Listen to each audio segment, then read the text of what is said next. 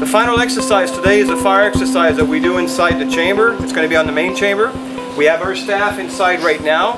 They're dressed as they were patient. The only thing they don't have is a net ring just to facilitate things. We're going to simulate a monitor. The monitors you guys have been using all day, they have batteries inside. We're going to simulate an overheating battery and catching on fire inside the chamber. It's pretty well the only thing inside our chamber that can actually catch on fire, because the rest is all low voltage and low amperage. It's all DC current, so it's very, very low risk of fire. But we're going to simulate a fire inside, and we have some simulators inside that'll show you how it works. I mean, with the flame and the smoke, and we'll actually go into the fire suppression without going inside. So we can bypass it, so we're not actually flooding the whole chamber, of course. So, because we'd be here all night cleaning up afterwards.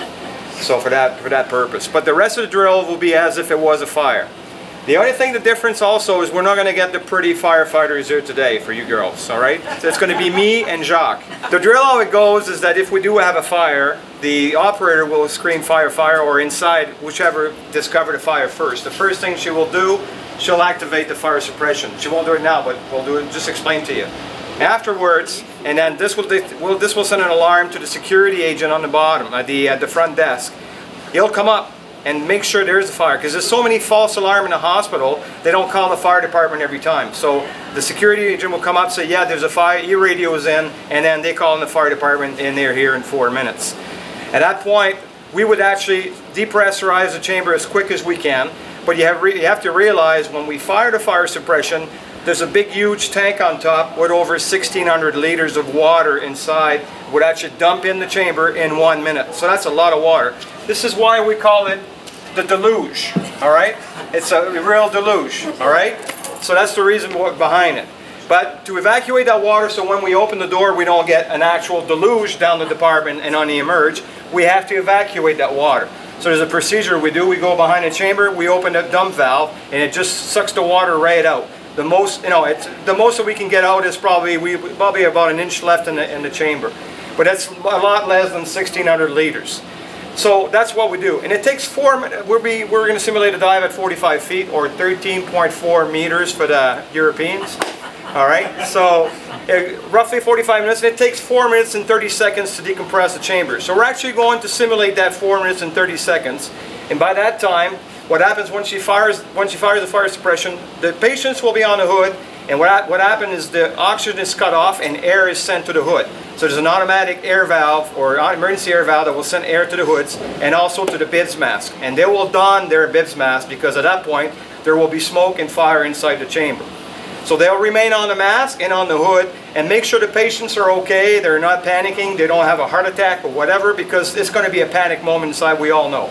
So try to keep calm, and then once we depressurize, at this point if there's a decompression obligation, we will look into that as well.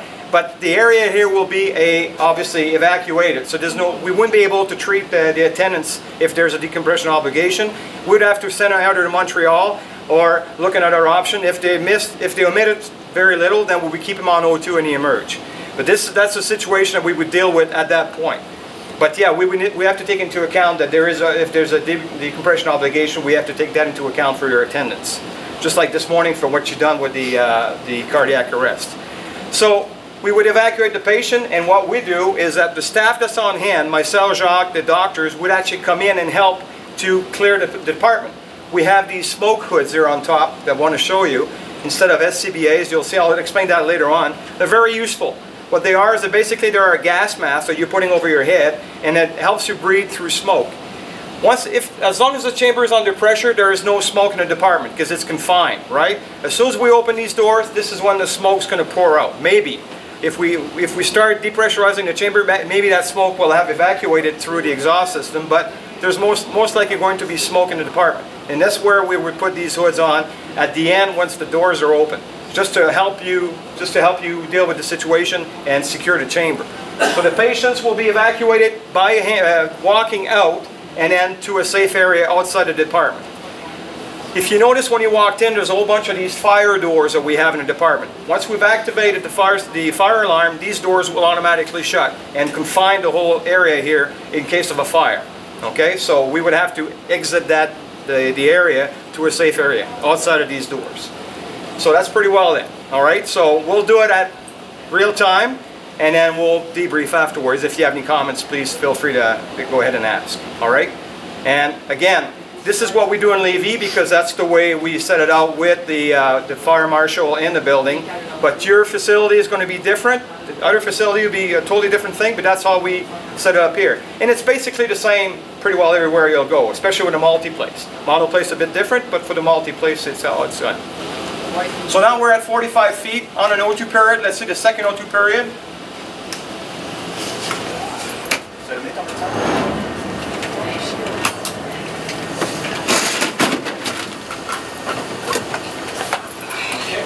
C'est bon. Hey, nous autres, on est startés. Okay. C'est bon. La valve, go. La valve, Jean.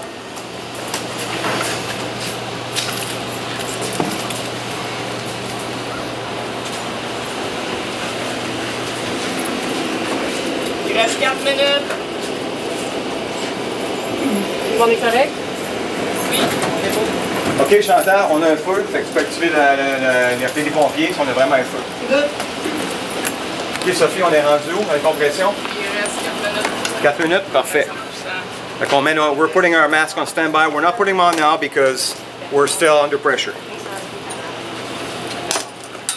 Tiens, Sophie, ton masque. Oui.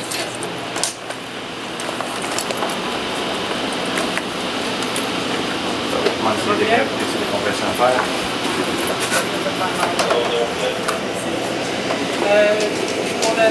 For the attendant, are we okay? Compression?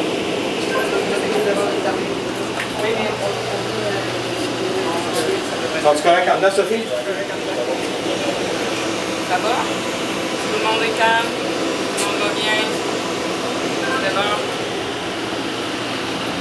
S'il n'y a pas de panique à bord, il reste 3 minutes environ, les filles, ça va bien? Je vais vous mettre le Dyson, ça va aller, ça va être bien. Ça va toujours bien? C'est sûr, on est à surface. Distrait. Ça sera pas très long. Il reste 2 minutes, les filles, ça va bien. Tout le monde est calme, relativement. Non. Toute l'équipe est là pour vous accueillir, on est prêts.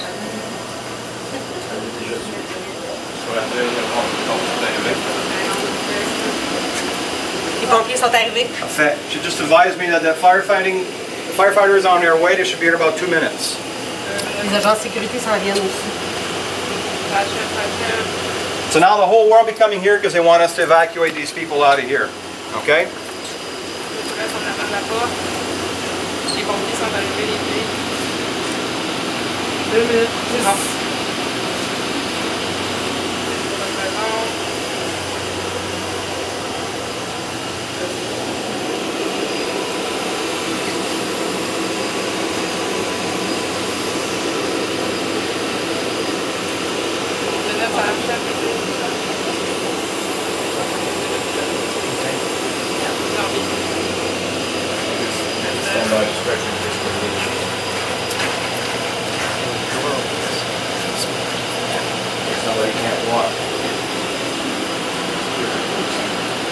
Hein?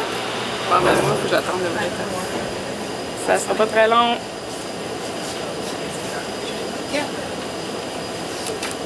Ça va toujours bien? Personne n'est incommodé? Hein? 1 minute 15.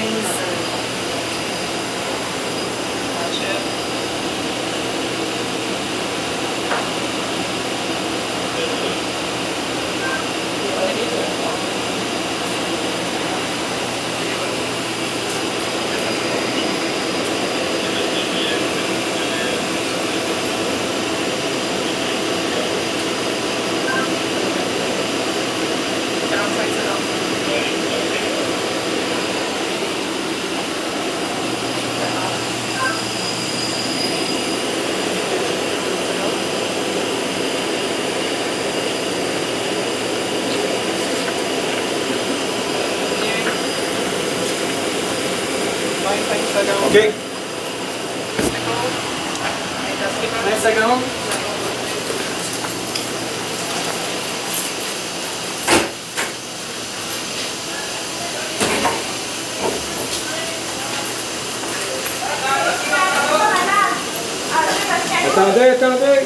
Caroline?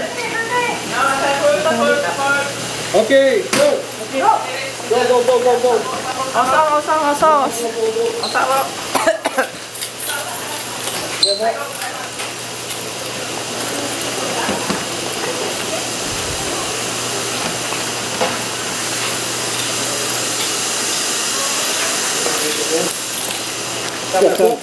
Ferme la porte.